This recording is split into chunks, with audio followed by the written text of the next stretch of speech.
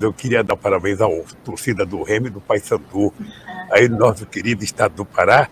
Ex-presidente da República, Luiz Inácio Lula da Silva, concede entrevista à Rádio Liberal, aqui do Pará. Fazia tempo que um ex-presidente ou um possível candidato à presidência na próxima eleição concedia qualquer entrevista, né? Nas vésperas da eleição, antes das convenções, é normal que aconteçam essas entrevistas. E a gente vai analisar 15 pontos, é uma espécie de compacto, sobre a fala do Lula. Alguns indícios, alguns padrões da fala do ex-presidente, como também possíveis alianças. Então a gente vai demonstrar esses pontos. Você pode ver a entrevista completa que foi concedida à TV Liberal, no site da TV Liberal, como também no canal do Partido dos Trabalhadores. Então a gente vai analisar 15 pontos da fala do ex-presidente. Antes, não se esqueça de se inscrever, curtir e comentar esse vídeo. Não é uma questão de concordar ou discordar da nossa análise, mas é importante a sua participação, como você sempre participa aqui no canal. Nós somos um canal independente e essa interação é muito importante para o nosso engajamento. Então vamos para o vídeo. Bom, se tratando de alianças, tanto para a disputa da presidência, como também em relação aos governadores, o ex-presidente já começa mandando recado ao governador, né, já dando total indícios das alianças futuras relacionadas ao governador Helder Barbalho, né, assim como o senador Jader Barbalho, e também os aliados aqui que não necessariamente do seu partido. Então a gente já começa dando essa carta. Eu queria começar essa conversa, além de abraçar vocês dois, dar um abraço ao nosso governador, sabe, o nosso companheiro Helder, dar um abraço ao nosso presidente do partido, dar um abraço ao nosso senador, sabe, e dar um abraço em todo o povo do Pará. É um prazer, estou começando agora essa conversa, sabe, quero que o Beto Faro esteja ouvindo, quero que o Paulo Rocha esteja ouvindo, quero que o nosso deputado estaduais esteja ouvindo, e quero que o povo depois possa fazer crítica, acompanhar, e quem sabe, se puder, Abiné, fazer pergunta para você aí, porque seria bom. Faz tempo que eu não vou ao Pará, quem sabe eu pudesse ouvir perguntas ao vivo aí para poder bem me entrosar com o povo do Pará. E logo em seguida, ele não perde a oportunidade, né, de demonstrar a sua felicidade em relação ao arquivamento do caso do Triplex pela 12ª Vara de Brasília. Falando mais uma vez, focando no Moro, né, que também deve vir candidato à presidência da República, já demonstrou isso também em entrevista. E queria te dizer que eu estou feliz, você está vendo pela minha cara que eu estou feliz, porque eu acabei de saber a notícia de que a 12ª Vara da Justiça Federal de Brasília anulou e arquivou o processo do Triplex. Está lembrado o famoso processo do Triplex, a mentira contada pelos meus algozes, que eu vou evitar de citar o nome aqui, porque cada vez que eu cito o nome, ele fica aproveitando para tentar fazer disputa comigo. Ou seja, mas as mentiras que foram contadas contra mim, sabe?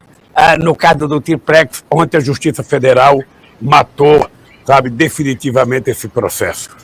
É por isso que eu estou feliz, porque eu sempre acreditei que a verdade viria à tona. E o jornalista da TV Liberal, em seguida, faz uma menção em relação aos possíveis adversários. Até chegou a citar o Ciro Gomes e tudo mais. E ele meio que sai da pergunta falando que é importante a questão da disputa, da democracia, dos debates, enfim. Usando o jeito Lula de responder. Olha, veja, nós estamos começando ainda, o Abiné, o processo eleitoral. As alianças não estão definidas. A chamada janela partidária, que termina agora em março e abril, que as pessoas podem trocar de partido, ainda não aconteceram.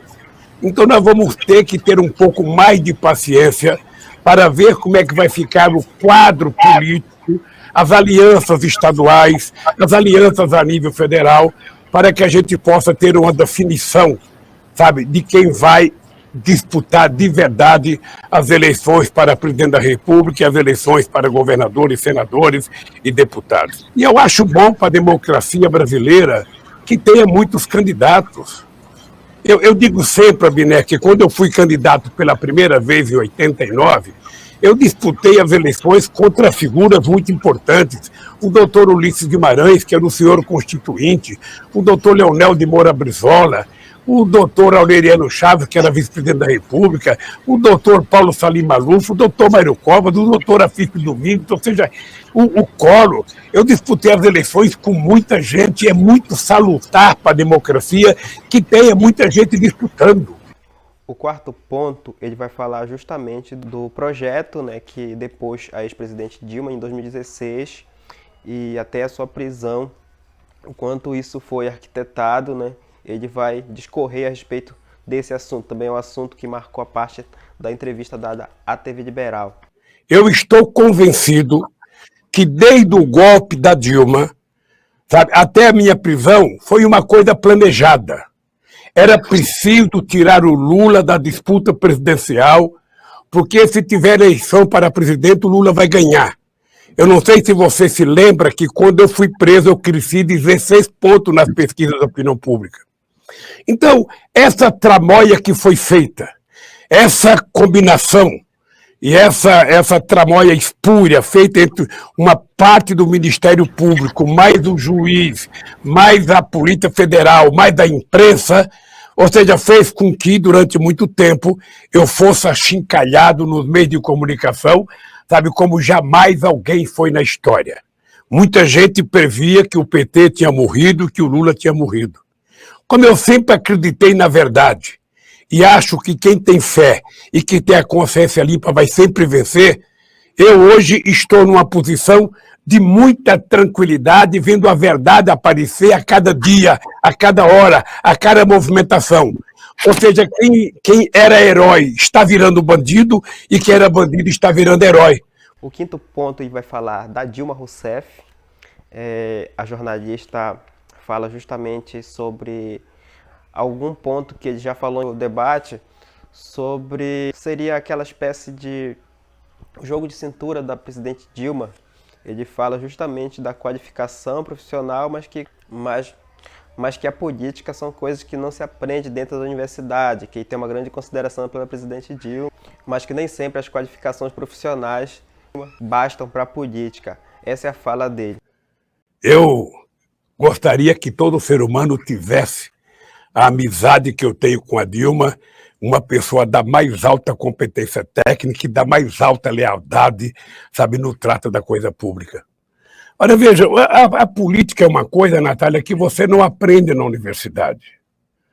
Você na universidade ensina medicina, você ensina advocacia, você ensina, sabe, biologia, você ensina geologia, você ensina um monte de coisa. Mas a arte de exercitar a política, você aprende no dia a dia. Você aprende no trato com as pessoas, na conversa com as pessoas. E eu dizia o seguinte, eu dizia que a Dilma tinha tanta competência, mas ela me parece que não gostava muito de conversar. E tem gente que é assim. Talvez a experiência da Dilma foi muito sofrida, uma mulher que sofreu muito, uma mulher que foi presa, que foi torturada, uma mulher que tinha motivos, e muitos motivos para ter ressentimento. Essa mulher foi presa, virou presidente da República, governou sem nenhum espírito de vingança contra ninguém. O sexto ponto ele vai falar em relação à vacina, a defesa da vacina para as crianças, inclusive, e ataca o Bolsonaro, toda a campanha anti-vacina, e usa mais uma vez a expressão que a ignorância não pode vencer a ciência. Nós agora queremos que as crianças voltem para a escola. É importante que as crianças estejam vacinadas, em nome da fé, em nome da religião, mas, sobretudo, em nome da ciência. A gente não pode permitir que a ignorância vença a ciência, vença a medicina e vença o bom senso. É só isso. O sétimo ponto, o Abner Luiz, o jornalista da TV Liberal, pergunta justamente uma questão que todo mundo procura saber, né, que em relação ao seu vice, aí menciona a possível candidatura do Alckmin, né, e o presidente mais uma vez não responde, justificando que não pode ainda responder essa questão, até porque o Alckmin ainda está sem partido, mas na verdade eu acho que outras alianças ainda estão sendo estabelecidas. E ele dá a indicação de que o vice vai ser diferente, né? E a gente pode entender que não necessariamente vem um vice da esquerda, mas um vice que consiga se articular com outros partidos, como os partidos do Centrão, por exemplo. Que é uma pergunta que todo mundo quer saber. É aquela imagem, presidente, no Itaquerão, casa cheia, o Jô de cara pro gol, todo mundo esperando essa bola entrar, e o senhor vai dizer para a gente, declarar ao Brasil, quem será o seu vice? Quem vai compor a sua chapa? Alckmin estará com o senhor, o Josué Gomes, filho do José Alencar, tem essa possibilidade também. Então, com essa voz que o Brasil conhece, presidente, conte para a gente, em primeiríssima mão, quem vai ser o seu vice nessa campanha e, quem sabe, ocupar aí a segunda cadeira mais importante desse país. Ô, Abner, você que gosta de futebol, você está lembrado que uma das jogadas que mais marcou a Copa do Mundo de 1970 foi aquela do Pelé contra o Uruguai. O Marduzek era goleiro do Uruguai e o Pelé, sabe, tentou duas grandes jogadas. Uma que ele tentou chutar de longe e a bola não entrou, e a outra que ele driblou o goleiro e ele chutou e a bola também não entrou. O senhor não vai me driblar, né, presidente? Então eu acho que é assim. Eu ainda não posso dizer quem é que vai ser o vice. Deixa eu te contar. Há muita discussão sobre a minha aliança com o ex-governador Alckmin. E ela ainda não pode ser concretizada porque o Alckmin está sem partido político. E eu estou sem definir a minha candidatura. Por que eu estou sem definir a minha candidatura? Porque eu estou conversando com muitos partidos políticos, eu estou conversando com muitas personalidades políticas, eu ainda tenho que ir no Pará conversar com algumas pessoas, conversar com o governador Helder, conversar com o Jader Barbalho, sabe, conversar com o PT, conversar com outras forças políticas que estão conosco, com o PSOL, com o PV. Então, eu ainda não posso dizer quem é que vai ser o vice. Agora, eu só posso te dizer que o vice não será um cara igual eu. Ele terá que ser diferente.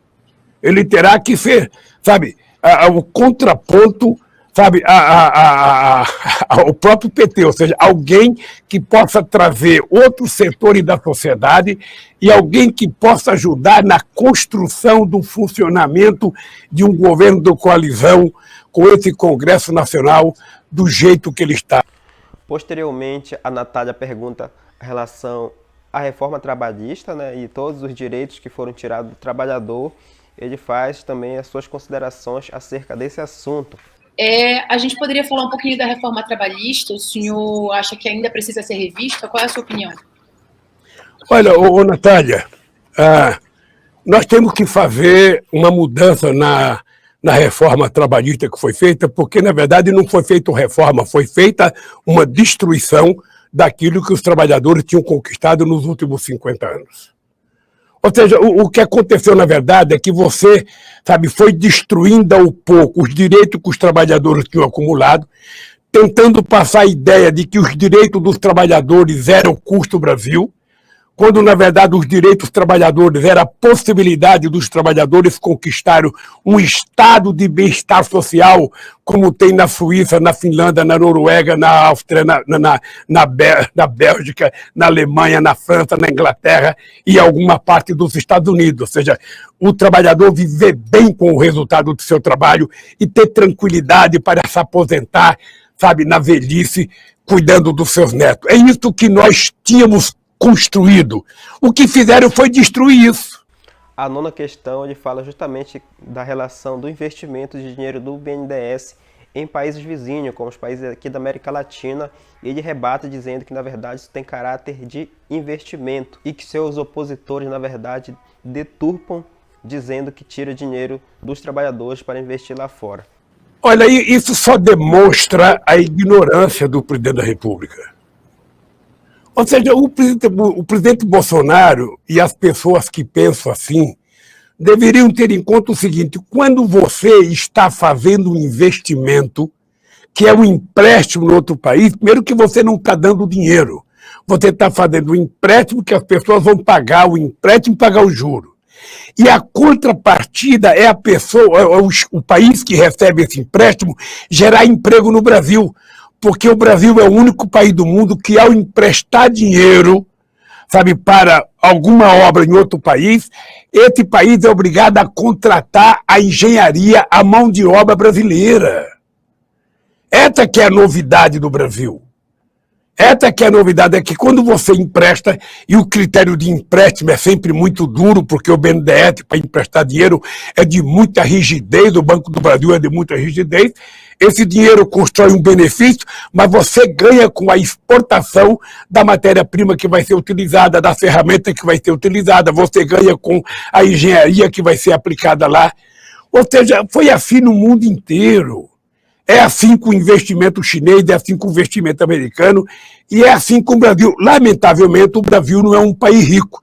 Eu lembro que de vez em quando eu falava assim para mim, mas você está financiando tal obra em tal país e não financia aqui no Brasil. Ora, você não financia no Brasil porque não tem nenhum empresário no Brasil que quer pegar dinheiro emprestado. A 10ª questão também foi um assunto bastante recorrente, ele fala justamente da regulação das mídias e também o combate às fake news. O Brasil tem uma mídia regulada em 1962. Avançou muitas coisas de lá para cá. Como é que a gente vai cuidar da internet? Como é que a gente vai combater o fake news? Sabe, como é que a gente vai combater a utilização robótica da internet? Pessoas que contratam robô para contar mentira 24 horas por dia, contratam empresa no exterior para vender mentira aqui dentro. Nós temos o exemplo do Trump nos Estados Unidos, temos o exemplo do Bolsonaro no Brasil. Isso não é uma coisa distante. Sabe, nós temos 9 famílias que detêm todos os meios de comunicação no Brasil. Então é preciso que a gente crie uma regulação para democratizar isso. Quem é que vai fazer isso? Não é o presidente da República. Isso vai ser feito pelo Congresso Nacional. Isso vai ser feito com um debate na sociedade. E ainda sobre esse ponto, ele bate no Jornal Nacional, né, mas como se ele estivesse fazendo um convite, que ele nunca foi chamado para nenhuma entrevista, para o Jornal Nacional e tudo mais. Vocês já viram quantos anos o Jornal Nacional nunca me convidou? Quantas mentiras foram contadas a meu respeito em todos os canais de televisão, em todas as rádios, em todas as revistas?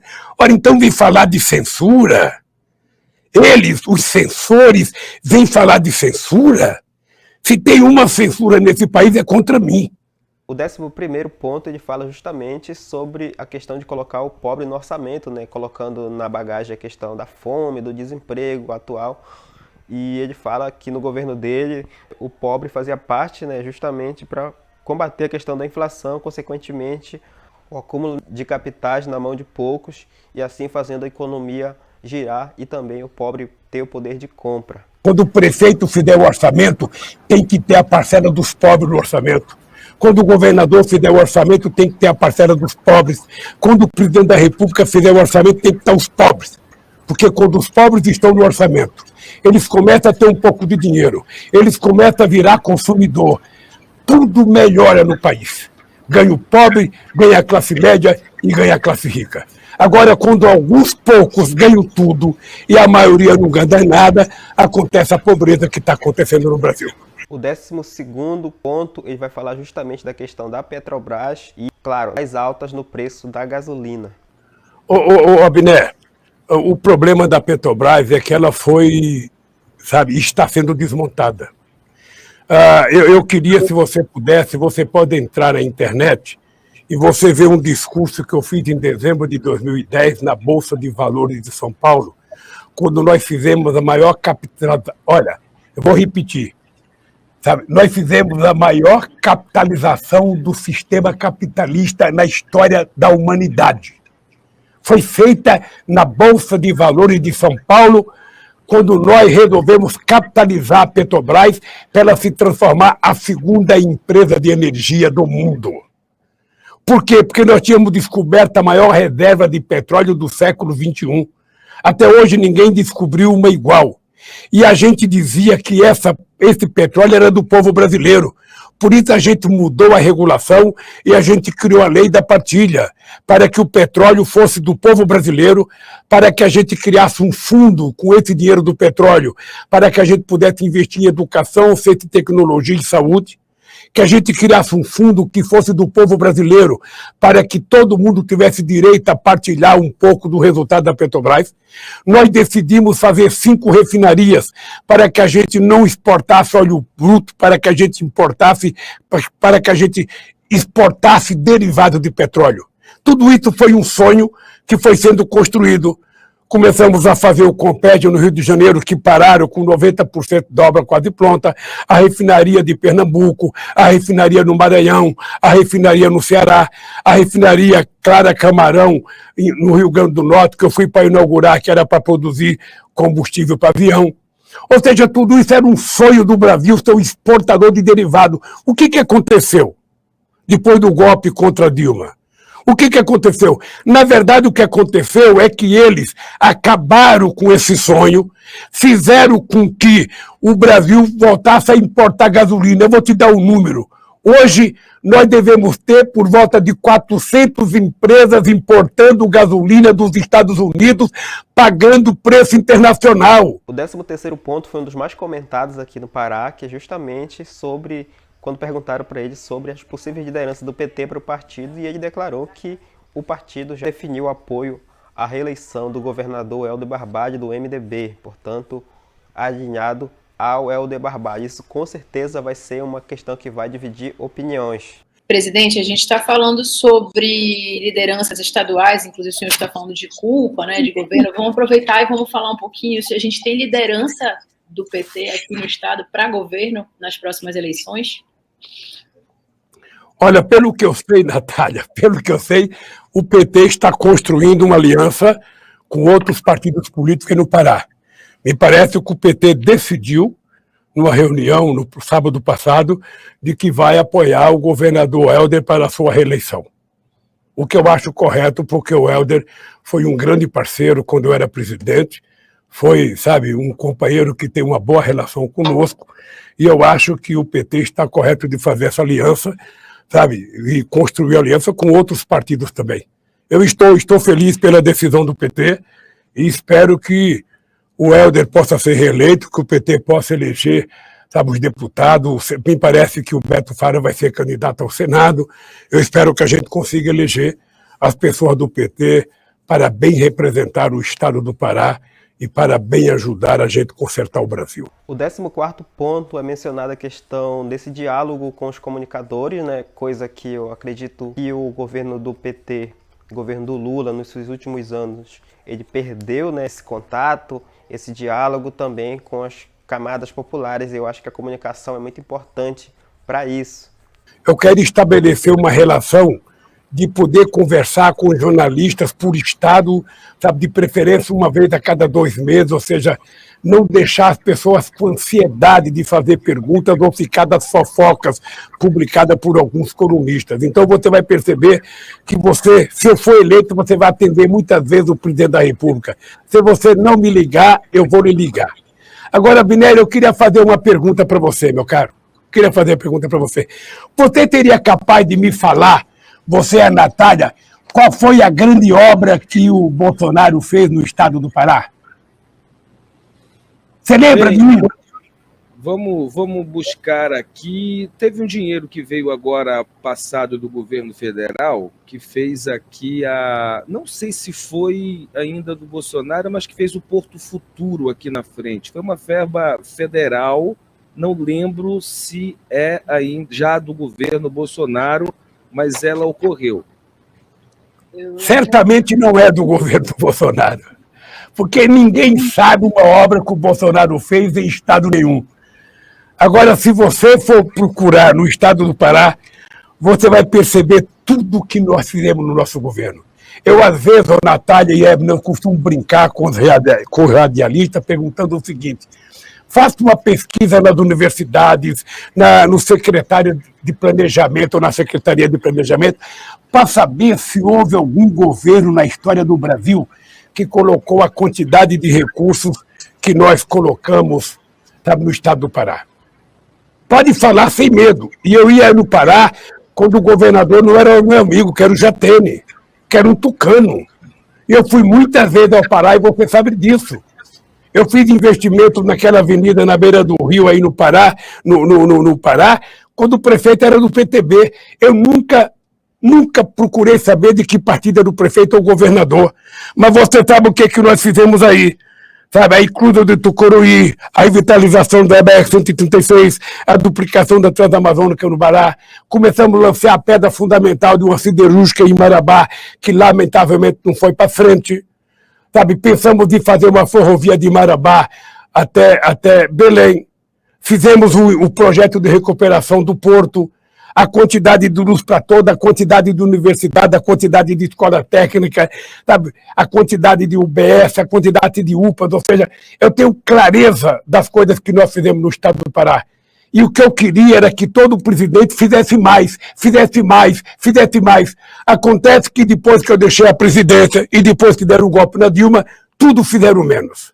E por último, né, eu achava que ia acabar essa entrevista e não ia tocar no assunto. Eu gostaria de agradecer, inclusive, a jornalista Natália Mello, que ela menciona a questão da Amazônia, que aqui muita gente tinha crítica, inclusive eu tive bastante críticas, a continuidade, né, de grandes projetos na Amazônia, o que não considerou muitas vezes as populações ribeirinhas, as populações de povos tradicionais, e que foi um problema sim no governo do PT, no governo Lula. Ele vai falar justamente sobre a questão da mineração, né, que piorou muito nos últimos governos. Menciona também a questão da demarcação dos povos indígenas e é um ponto que não vai deixar de ser debatido, que nós não podemos deixar de debater se seja eleito em 2022. Na minha opinião, o que acontece no governo Bolsonaro é um verdadeiro genocídio, é uma tentativa da exterminação dos povos mesmo. E a fala do Lula, na verdade, é uma fala conciliadora. Ele critica a questão do garimpo, né? Mas ele faz um ensaio conciliador em relação aos produtores rurais, falando de sustentabilidade. Eu acho que esse debate tem que ser mais claro e muitas coisas não foram faladas, mas foi mencionado graças à jornalista que fez a última pergunta relacionada à Amazônia e do meio ambiente. Confira a resposta de Lula. Ô Natália, você pode ter certeza que é uma obrigação moral, é um compromisso de fé e é um compromisso com o povo brasileiro. Nós vamos reconstruir tudo que o Bolsonaro destruiu. Ele destruiu o IBAMA, destruiu o ICMBio, ele tirou dinheiro do IBAMA, mais de 20% dos funcionários foram mandados embora, ele tirou 11 milhões das ações de fiscalização do IBAMA, o ICMBio perdeu 46% do seu orçamento em 2021, a paralisação de projetos das universidades do Baixo Tocantins, Xingu e Nordeste Paraense, a paralisação da discussão da siderúrgica de Marabá. Ou seja, a questão ambiental é uma questão crucial, porque os produtores rurais, sabe, que são profissionais, que têm compromisso com esse país e que querem continuar vendendo os seus produtos no exterior, sabe que nós precisamos combinar a nossa capacidade produtiva com a nossa capacidade de preservação ambiental. O Brasil não precisa derrubar uma árvore. O Brasil tem terras degradadas, abandonadas, que o Brasil pode recuperá-la para plantar o que quiser, para criar gado, para plantar soja, para plantar milho, sem ofender a floresta. As pessoas têm que entender que se a gente investir corretamente em pesquisa, a biodiversidade causada pelo ecossistema amazônico pode permitir que a gente faça disso uma fonte de enriquecimento do povo da região da Amazônia. Não tem essa de vamos invadir as terras indígenas para fazer garimpo, não. Nós vamos proteger as terras indígenas e não vai ter mais o assalto que o garimpo está tendo nas terras indígenas no Brasil, como eu falei para vocês agora há pouco do rio Tapajós. Eu já tive o prazer de tomar um banho nas águas azuis do rio Tapajós. Eu não posso conceber a ideia daquela água estar barrenta. Eu não posso conceber a ideia que aquela água está recebendo mercúrio. É possível. É possível. Como é que eu vou comer um filhote se as águas do estado do Pará estiverem poluídas com mercúrio? Não, nós vamos cuidar disso com carinho, Natália. Então, pessoal, essa foi a entrevista compacta, você pode assistir na íntegra, tem bastante coisa a ser debatida, a ser criticada. Não é todo dia que a gente tem um ex-chefe de Estado e um possível candidato à presidência, né, falando com um dos veículos locais aqui do Pará de comunicação. A conclusão que eu faço é que Lula conhece muito o Estado, né, como ex-presidente do Brasil, e eu acho que esse tipo de debate, esse tipo de análise pode ser feito com pessoas que consigam minimamente escutar e responder dentro da discussão de Brasis, de Amazônia, de povo brasileiro. Muito obrigado por assistir o vídeo e até o próximo.